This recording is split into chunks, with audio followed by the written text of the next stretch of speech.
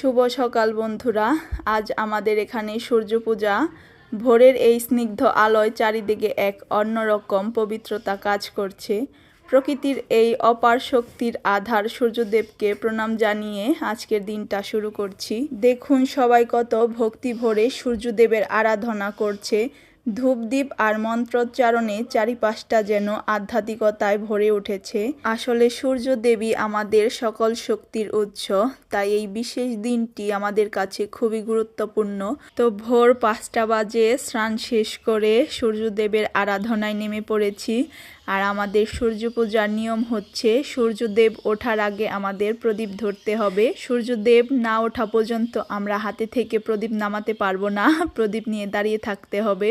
তো আমাদের অপেক্ষার প্রহর শেষ হয়েছে, আমরা সূর্যদেবের দর্শন পেয়েছি।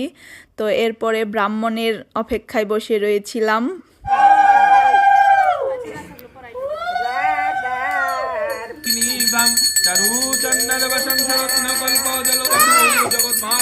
আর এভাবেই মন্ত্র উচ্চারণের সাথে আমাদের সকালের পূজা শেষ হলো।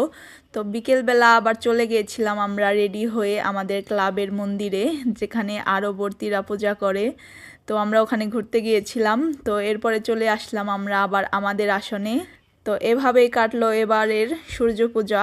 কার পূজা কেমন কাটলো কমেন্টে জানিয়ে যাবেন। তো টাটা, ভালো থাকবেন সবাই, দেখা হবে নেক্সট ভিডিওতে।